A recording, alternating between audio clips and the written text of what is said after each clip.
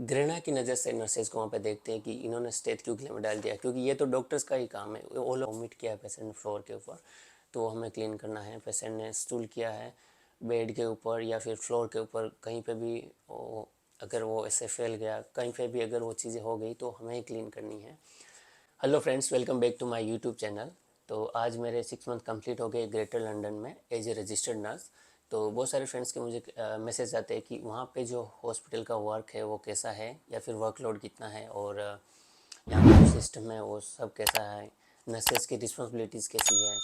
तो ना जो 6 मंथ्स का एक्सपीरियंस है as a nurse in SDU, जो हाई डिपेंडेंसी यूनिट है, उसका एक्सपीरियंस मैं आपके साथ शेयर करूँ, और कौन सी चीज़ें मुझे थोड़ी कम अच्छी लगी और कौन सी चीज़ें हैं जो मुझे अच्छी लगी, तो वो सारी चीज़ें मैं आपके साथ शेयर करने जा रहा हूँ।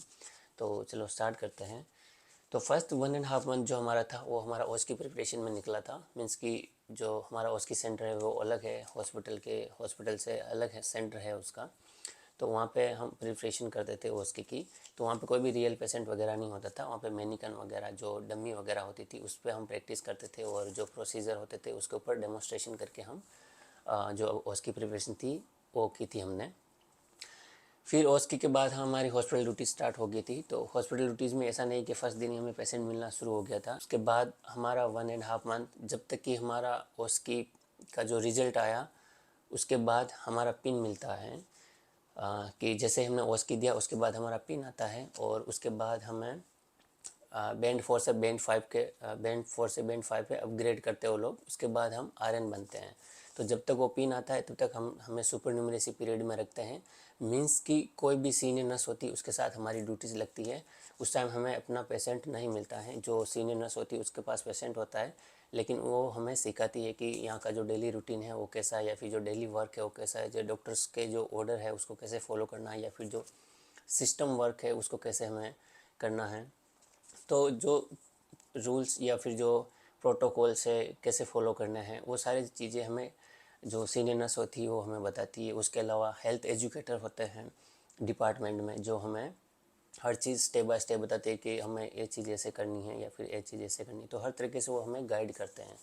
तो उसमें स्ट्रेस लेने वाली बात नहीं कि हम मतलब नया सेटअप के अंदर पूरा नया इन्वायरमेंट है, क्योंकि हम डिसोरिएंटेड होते हैं हाँ सारी चीज़ों से, क्योंकि नई जगह है, नए लोग हैं, कम्युनिकेशंस, वो सारी चीज़ें हैं, तो थोड़ा स्ट्रेसफुल होता है। लेकिन वो लोग हेल्प करते हैं, यहाँ पे मेंटर्स होते हैं जो हमारी मदद करते हैं, या फिर जो सीनियर नर्सेज होती है वो भी हमारी हेल्प करती हैं।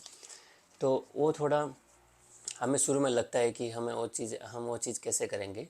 तो सुपर न्यूमरेसी पीरियड 1 मंथ जैसा रहता है, जब तक कि हमारा पिन आता है तब तक। और पिन आने के बाद हमें बैंड 4 से बैंड 5 पे अपग्रेड करते हैं वो लोग, और उसके बाद हम आरएन बन जाते हैं। तो जैसे आरएन बना हमें हमारा खुद का पेशेंट मिल जाता है। लेकिन ये उसके बाद ये भी नहीं कि हम सारी चीज़ें हम पेशेंट की हम अपने आप कर सकते हैं। उसके बाद भी बहुत सारी कम्पिटेंसीज वगैरह होती है जो हमें कंप्लीट करनी होती हैं। जैसा कि इंडिया में होता है ना कि जो अनट्रेंड नर्स होती है वो भी आईवी मेडिकेशंस वगैरह या फिर ब्लड ट्रांसफ्यूज़न वगैरह, कीमोथेरेपी वगैरह वो सब कर लेते हैं वहाँ पे हम। और मैंने भी किया है वो सारी चीज़ें। तो वहाँ पे वो सारी तो वहाँ पे हमारे सारे रूल्स रेगुलेशंस अलग है, लेकिन यहाँ पे हमें वो सारी कम्पिटेंसी हमें कंप्लीट करनी होती है हेल्थ एजुकेटर के साथ, या फिर बैंड 7 जो सीनियर जो नर्स इंचार्ज वगैरह होती है पेशेंट्स की। लेकिन उसके बाद भी ओरल मेडिकेशंस तो हम खुद दे सकते हैं। लेकिन क्या होता है कि जो आईवी मेडिकेशन है, कोई भी आईवी मेडिकेशन जैसे कि आइनोट्रोप्स हो गया या फिर कोई एंटीबायोटिक वगैरह हो गया, तो वो हमें दूसरी जो नर्स होती है उसके जो जो बैंड 6 नर्स होती है उसके साथ हमें चेक करना होता है कि जो प्रिस्क्रिप्शन है वो वैलिड है, और जो डोज है प्रिस्क्राइबर, वो सारी चीज़ें हमें जो दूसरी नर्स है उसके साथ चेक करनी होती है, और वो को साइन करती है। सारी चीज़ें पेशेंट की सेफ्टी के लिए होती है कि कोई भी मेडिकेशन से वो मेडिकेशंस एरर नहीं होना चाहिए। तो जो सीनियर दो जो तो जो दूसरी नर्स होती है वो भी जो वो प्रिस्क्रिप्शन है वो चेक करती है, पेशेंट का आइडेंटिफिकेशन चेक करती है, पेशेंट को अपना नाम पूछते हैं और सिस्टम में क्रॉस चेक करते हैं। उसके बाद पेशेंट को ये भी पूछते हैं कि कोई एलर्जी वगैरह तो नहीं है। तो वो सारी चीज़ें कन्फर्म होने के बाद आईवी मेडिकेशंस हम दे सकते हैं।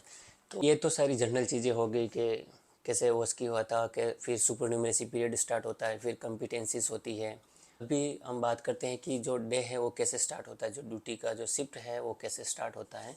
उसमें क्या होता है, सबसे पहले सेफ्टी ब्रीफिंग होती है मॉर्निंग में। मीन्स कि जैसे अगर आपकी मॉर्निंग शिफ्ट है 12 आवर्स की, तो 8 बजे के अराउंड आपकी शिफ्ट स्टार्ट होती है।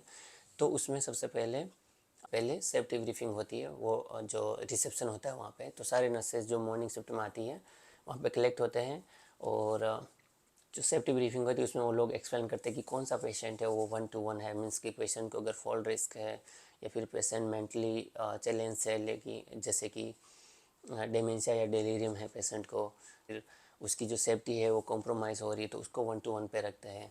और कौन से पेशेंट्स है वो आइनोट्रोप्स मेडिकेट, कोई भी अपडेट हुआ हो तो वो चीज़ें उसमें वो बताते हैं। जैसे कि कोई भी मेडिकेशंस वार्ड में अवेलेबल नहीं है तो उसके बारे में वो बताते हैं कि ये मेडिकेशन अभी अवेलेबल नहीं है, तो इसके लिए आपको क्या चीज़ करनी है। और जो कोई भी पेशेंट्स अगर वेंटिलेटर पे है, सीपीएप या बाईपेप पे है, या सेल्फ वेंटिलेटिंग है, और अगर कोई पेशेंट कोई ज़्यादा क्रिटिकल है, या फिर कोई पेशेंट डायलिसिस पे है, पेशेंट पैलिएटिव केयर के अंदर है, तो वो सारी चीज़ें वो सेफ्टी ब्रीफिंग के अंदर इंक्लूड करते हैं। तो वो 5-10 मिनट का एक उनका रोज़ का सेफ्टी ब्रीफिंग होता है। उसमें वो सारे पेशेंट्स का एक ओवरव्यू बताते हैं कि उसके बाद हमें जो फर्स्ट चीज़ है वो सेफ्टी चेक करनी होती है, कि कोई भी पेशेंट्स की सेफ्टी चेक करनी होती है। जैसे पेशेंट का आइडेंटिफिकेशन चेक करना है बेड साइड, पेशेंट्स का रिस्ट बेल्ट चेक करना है कि पेशेंट की जो पेशेंट है वो करेक्ट है, यानी मॉनिटर में पेशेंट का नाम देखना है, सिस्टम में पेशेंट का नाम देखना, जो फाइल है पड़ी है उसमें पेशेंट का नाम देखना है, और पेशेंट को क्रॉस चेक करना है कि पेशेंट को पूछना है कि उसका नाम और डेट ऑफ बर्थ क्या है, पेशेंट को कोई एलर्जी वगैरह तो नहीं है। उसके बाद पेशेंट का असेसमेंट करते हैं।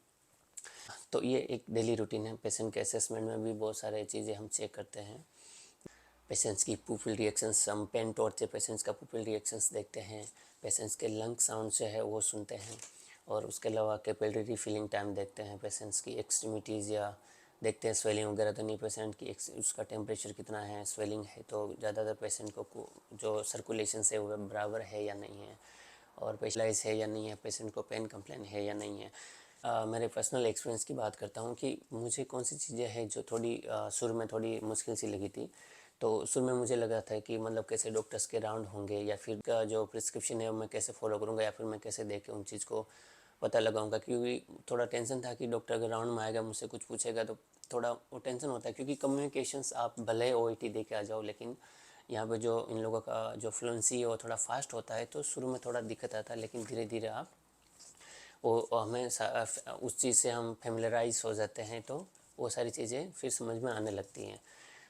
पेशेंट के बारे में पूछते हैं थोड़ा बहुत, तो वो शुरू में मुझे थोड़ा सा दिक्कत हुआ था, लेकिन फिर भी अगर हमें कोई कन्फ्यूज़न वगैरह होता है तो वहाँ पे सीनियर नर्स होती है, उससे हम पूछ सकते हैं।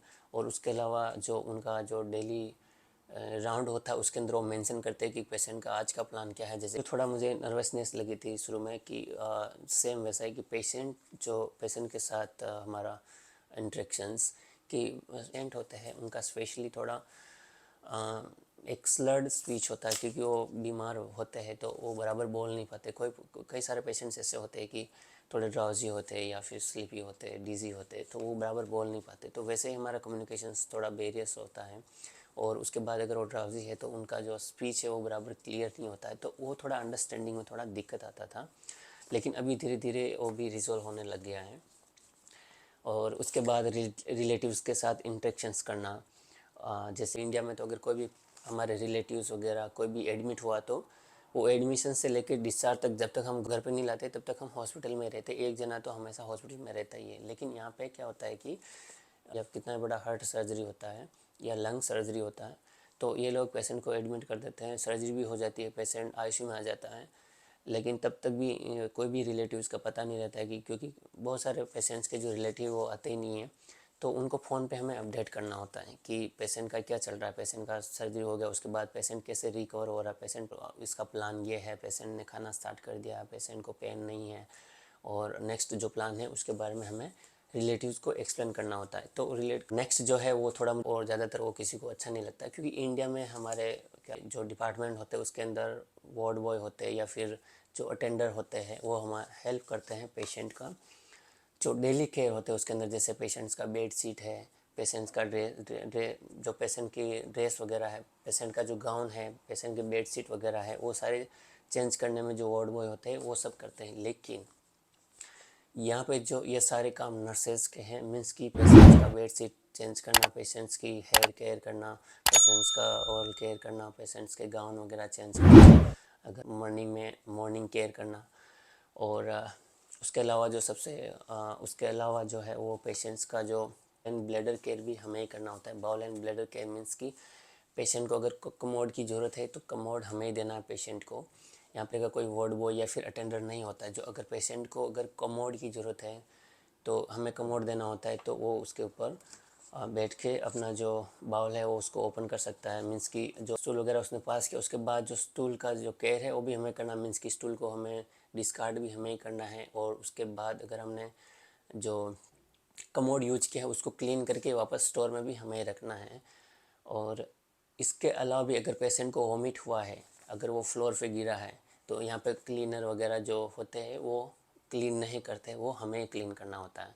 तो ये थोड़ा डाउन साइड में है कि यहाँ पे जो पेशेंट के एक्सक्रीशंस वगैरह होते हैं वो भी हमें क्लीन करने हैं, वो हमें ही मैनेज करने हैं। यहाँ पे कोई दूसरा हेल्प नहीं करता है। मीन्स कि दूसरा ये भी यहाँ पे नर्सेज की रिस्पॉन्सिबिलिटी है कि अगर वॉमिट किया है पेशेंट फ्लोर के ऊपर तो वो हमें क्लीन करना है। पेशेंट ने स्टूल किया है बेड के ऊपर या फिर फ्लोर के ऊपर, कहीं पे भी अगर वो ऐसे फैल गया, कहीं पे भी अगर वो चीज़ें हो गई तो हमें ही क्लीन करनी है। दूसरे जो मशीनें हम यूज़ करते हैं, जैसे कि पेशेंट का ईसीजी लिया तो ईसीजी को वापस क्लीन करके हमें रखना है। और वेट मशीन हमने यूज़ किया तो वो भी हमें क्लीन करके रखना है। अगर होस्ट वगैरह यूज़ किया पेशेंट को लिफ्ट करने के लिए, तो जो भी चीज़ें हम पेशेंट को यूज़ करें वापस क्लीन करके हमें रखना है। यहाँ पे दूसरे कोई क्लीन नहीं करते हैं। और जो मेरा गुड एक्सपीरियंस रहा, मीन्स कि जो मुझे थोड़ा बहुत अच्छा लगा, वो चीज़ें क्या हैं कि जैसे मॉर्निंग राउंड स्टार्ट होता है या फिर जो डॉक्टर्स वगैरह आते हैं या कंसल्टेंट वगैरह आते हैं, वो नर्सेज को अच्छे से रेस्पेक्ट देते हैं। और आप एनएचएस में नर्स हो मीन्स कि यहाँ पे अच्छा रेपुटेशन है नर्सेज का। और ये लोग अच्छे हमें वैल्यू देते हैं और हमारे रेस्पेक्ट भी करते हैं। अगर हमारे पास एनएचएस का बैच है मीन्स कि ये लोग अच्छे से हमें ट्रीट करते हैं। उसके अलावा यहाँ पे जो कंसल्टेंट वगैरह होते हैं, अगर वो राउंड में आते हैं तब भी हमारे से अच्छे से बात करते हैं। और सबसे अच्छी बात जो मुझे लगी वो ये है कि हमें पेशेंट केयर के अंदर वो इन्वॉल्व करते हैं फुल्ली। मीन्स कि कोई भी सीनियर कंसल्टेंट अगर राउंड में आया तो वो हमें पूछता है कि पेशेंट का क्या चल रहा है, और वो हमें पूछता है कि पेशेंट को वार्ड के अंदर शिफ्ट कर देना चाहिए या नहीं, या फिर तुम्हें क्या लगता है ये मेडिकेशन चालू रखनी चाहिए या स्टॉप कर देनी चाहिए। तो बहुत सारी चीज़ें ऐसी होती है वो हमें पूछते हैं। तो इससे क्या हमारा नॉलेज भी बढ़ता है और हमें अच्छा भी फील होता है कि एटलीस्ट वो हमें पेशेंट केयर के अंदर इन्वॉल्व करें, क्योंकि इनको पता है कि 24 आवर्स हम ही पेशेंट के साथ हैं। तो तो हमें बेटर पता है कि जो लास्ट 12 आवर्स के अंदर हम शिफ्ट में थे या फिर जो पूरे दिन हम पेशेंट के साथ में थे, पेशेंट्स का क्या आउटकम है या फिर पेशेंट की क्या कंसर्न्स है। पेशेंट की चीज़ें है कि जब मैंने बताया था कि असेसमेंट के अंदर हम लंग साउंड वगैरह हम चेक करते हैं, तो स्टे तो हमें यहाँ पे डेली रूटीन में हमें यूज करना होता है। लेकिन इंडिया में क्या होता है कि अगर हम भूल से भी अगर हमारे गले में स्टेटो डाल देते हैं तो वो लोग ऐसे समझते हैं कि मीन्स कि नर्सेस को वो ये सब नहीं करना चाहिए या फिर ये नर्सेस की रिस्पॉन्सिबिलिटीज़ नहीं है। और घृणा की नज़र से नर्सेज को वहाँ पे देखते हैं कि इन्होंने स्टेट क्यों गले में डाल दिया, क्योंकि ये तो डॉक्टर्स का ही काम है, वो लोग ऐसा सोचते हैं। लेकिन यहाँ पे स्टेट आपको कंपलसरी यूज़ करना है। या आप अपनी ड्यूटी स्टार्ट करोगे तो असेसमेंट के अंदर आपको स्टे तो यूज़ करना ही है। पेशेंट का लंग साउंड सुनने के लिए कोई भी अबनॉर्मल लंग साउंड है तो वो आपको सिस्टम में मेंशन करना है। और तो ये यहाँ पे एक आम बात है कि आपको स्टे तो आपको यूज़ करना ही है। और यहाँ पे कोई भी जज नहीं करते कि आप किस तरह से काम कर रहे हो या फिर आपने स्टेटो गले में डाल रखा है या फिर कोई अलग चीज़ आप यूज़ कर रहे हो। तो यहाँ पे किसी भी तरह का कोई हम आपको जज नहीं करता। लेकिन वहाँ भी इंडियंस डॉक्टर को क्रिटिसाइज़ नहीं कर रहा हूँ, लेकिन वहाँ पे जो है हमारा जो वैल्यू है वो इतना नहीं है। और जो हमें जो रेस्पेक्ट मिलता है वो भी जितना मिलना चाहिए वो नहीं मिलता है। तो ये चीज़ मुझे अच्छी लगी कि यहाँ पे जो रेस्पेक्ट है वो अच्छे से देते हैं। ऑफ वगैरह है वो ज़्यादा मिलते हैं, जैसे कि यहाँ पे 37.5 आवर्स ही हमें वीकली काम करना होता है। तो 12 आवर्स की शिफ्ट होती है मोस्टली आईसीयू नर्सेज और वार्ड नर्सेज की। तो 3 दिन हमें काम करना होता है 12 आवर्स में, और हमारा 4 दिन ऑफ होता है वीकली। और जो लास्ट 4th वीक होता है उसमें हमें 4 दिन काम करना होता है और 3 दिन ऑफ होता है, क्योंकि जो ब्रेक वगैरह होते हैं वो हमें जो लास्ट वीक होता है उसमें एक एक्स्ट्रा ड्यूटी करके जो ब्रेक वगैरह होता है उसमें कंपनसेट करना होता है। 3 दिन ड्यूटी होती है वो एक साथ नहीं होती है, कभी 2 एक साथ में होती है, फिर एक दिन में होती है, और उसके बाद 3 दिन की लीव्स एक साथ होती है, या फिर 2 दिन की होती है, कभी 1 दिन की होती है। तो ये ऐसे चलता है। तो अच्छे से यहाँ पे रेस्ट अच्छे से मिलता है, और बहुत सारे ऑफ मिलते हैं, और बहुत सारा फ्री टाइम मिलता है। तो उसमें आप अच्छे से आप रिलैक्स हो सकते हो, आप अच्छे से कहीं पे भी घूमने जा सकते हो। तो ब्रेक टाइम भी अच्छा मिलता है, जैसे कि मॉर्निंग ब्रेक टाइम मिलता है 15-20 मिनट्स का, उसके बाद लंच टाइम मिलता है 30 मिनट्स का, फिर इवनिंग में सेम ऐसा ही टी टाइम और डिनर टाइम मिलता है।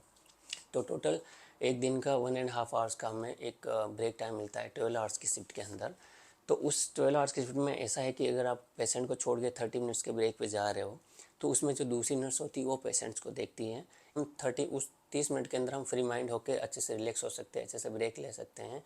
और नेक्स्ट हम बात करेंगे, ये जैसे मैंने बोला था कि बहुत सारी मशीनें यहाँ पे हम यूज़ करते हैं। तो पेशेंट को, अगर पेशेंट इमोबाइलाइज है तो लिफ्ट वगैरह करना, तो होस्ट वगैरह हम यूज़ कर सकते हैं, स्लाइडिंग सीट वगैरह यूज़ कर सकते हैं। पेशेंट को एक जगह से दूसरे, पेशेंट को बेड के ऊपर थोड़ा खिसकाना है तो उससे स्लाइड सीट्स वगैरह यूज़ करते हैं। बहुत सारे एयर बेड्स वगैरह होते हैं, तो उसमें भी सिस्टम्स होता है कि पेशेंट को एक बेड से दूसरे बेड पे कैसे ट्रांसफ़र करना है। तो बहुत सारी मशीनें ऐसे होते हैं। और पूरा मैं कहूँ तो मतलब बहुत एडवांस है हर चीज़ के अंदर। और एक तरह से देखा जाए तो कॉम्प्लिकेटेड भी है, क्योंकि हमें ऐसा लगता है कई बार तो कि हम नर्स नहीं, हम एक टेक्नीशियंस हैं, क्योंकि हमें बहुत सारी मशीनों के साथ डील करना पड़ता है। तो ऐसी होती है, कई चीज़ों को आसान बना रखा है इन्होंने, तो कई चीज़ों को थोड़ा कॉम्प्लिकेटेड भी है। तो लेकिन एक बार हम फेमिलराइज हो जाते हैं तो वो सारी चीज़ें आसान लगती हैं। तो बहुत ज़्यादा पूछने वाला क्वेश्चन है कि वर्कलोड कितना रहता है यहाँ पे। तो वर्कलोड की मैं बात करूँ तो वर्कलोड तो काम तो रहता ही है, क्योंकि एक तो हमें सिस्टम पे काम करना है, उसके डॉक्यूमेंटेशन का काम तो बहुत ज़्यादा ही है, क्योंकि हर चीज़ हमें यहाँ पे डॉक्यूमेंट करके मेंटेन करनी होती है। और फिर पेशेंट केयर, और फिर रिलेटिव को हैंडल करना, वो सारी चीज़ें। तो वर्कलोड तो होता ही, ज़्यादातर ड्यूटीज़ के अंदर वर्कलोड होता ही है, लेकिन कभी कभार कम होता है वर्कलोड। तो वर्कलोड तो ऑलमोस्ट मैं कह सकता हूँ कि जैसा इंडिया में कॉरपोरेट हॉस्पिटल या प्राइवेट हॉस्पिटल्स होते हैं बड़े बड़े, तो उसमें जितना लोड होता है उतना ही है यहाँ पे। और जो पेपर है वो बहुत ही कम हम यहाँ पे यूज़ करते हैं, सारा जो काम होता है वो सिस्टम पे होता है। और नेक्स्ट मैं बात करूँ कि जैसा मैंने पहले बोला था कि एनएचएस बहुत सारा पैसा खर्च करता है पेशेंट्स केयर के ऊपर और हेल्थ केयर सिस्टम के ऊपर।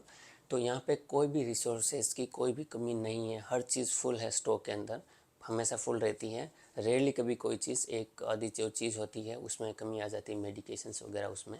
बाकी जो दूसरी एडिशनल चीज़ें हैं, कोई भी रिसोर्सेज, उसमें किसी भी तरह की कोई कमी नहीं है। जैसे कि और पेशेंट साइज जो होता है वो एक कंप्यूटर होता है, चेयर होती है, एक स्कैनर होता है, और एक प्रिंटर होता है हर पेशेंट के बेड साइड पे, छोटा सा प्रिंटर होता है। तो जब भी हमें कोई ब्लड रिपोर्ट वगैरह भेजनी है, और अभी एक न्यू सिस्टम इन्होंने जनरेट किया, तो उसमें क्या होता है कि हमें दूसरी जो नर्स होती है उसके साथ हमें आयु मेडिकेशन चेक नहीं करवाना होता। उसमें क्या होता है, जो मेडिकेशंस होती है, एक स्कैनर होता है, जो कभी आपने देखा होगा कि एक कपड़े की दुकान में हमेशा वो टैग होता है उस पर, वो कैसे स्कैन करता है, तो वैसे ही हमें मेडिकेशंस को यहाँ पे स्कैन करना होता है।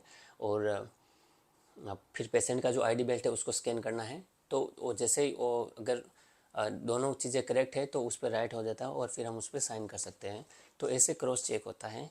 अभी जो न्यू सिस्टम जनरेट हुआ, इन्होंने लॉन्च किया है, तो उस पर हमें ऐसे काम करना होता है कि जो पेशेंट मेडिकेशन है उसको स्कैन करना है, पेशेंट के आईडी बेल्ट को स्कैन करना है, और वो ऑटोमेटिक उसमें अगर राइट हो तो वो करेक्ट आ जाता है, और वो मेडिकेशन हमें देना होता है। तो इस तरह से क्रॉस चेक होता है।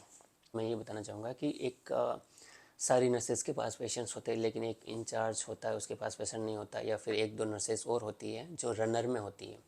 मीन्स कि एक नर्स तो हमेशा रनर में होती है। रनर मीन्स कि वो फ्री नर्स होती है, और हम वो जिसके पास ज़्यादा काम होता है या फिर जिसका ज़्यादा वर्कलोड होता है, तो हमेशा वो जो रनर होती है वो हेल्प करती है। या फिर अगर हमें किसी चीज़ की हेल्प चाहिए तो हम रनर से पूछ सकते हैं, तो उसको एक रनर नर्स बोलते हैं। तो वो ये थे मेरे एक्सपीरियंस। तो धीरे धीरे फेमिलराइज हो जाते हैं। इनिशियली बहुत ज़्यादा वो लगता है, लेकिन धीरे धीरे हम एक उसमें डेली रूटीन का अगर हमें पता चल गया तो वो सारी चीज़ें मैनेज हो जाती है, और बाकी ऑफ वगैरह मिलते हैं तो रिलैक्स भी हो जाते हैं अच्छे से। तो ये वर्क और पर्सनल लाइफ का जो है बैलेंस अच्छे से बना के रखते हैं इन लोगों का। यही है कि इन्होंने एक सिस्टम ऐसा बना रखा कि जो वर्क लाइफ और जो पर्सनल लाइफ है उसके अंदर ये बैलेंस बना के रखते हैं, कि मीन्स ऑफ भी बराबर देते हैं और वर्क भी बराबर देते हैं, तो उसमें हमारा बैलेंस चलता रहता है। तो इन लोगों का ये सिस्टम है। होप है। तो ये थे मेरे एक्सपीरियंस। तो धीरे धीरे फेमिलराइज हो जाते हैं। इनिशियली बहुत ज़्यादा वो लगता है, लेकिन धीरे धीरे हम एक उसमें डेली रूटीन का अगर हमें पता चल गया तो वो सारी चीज़ें मैनेज हो जाती है, और बाकी ऑफ वगैरह मिलते हैं तो रिलैक्स भी हो जाते हैं अच्छे से।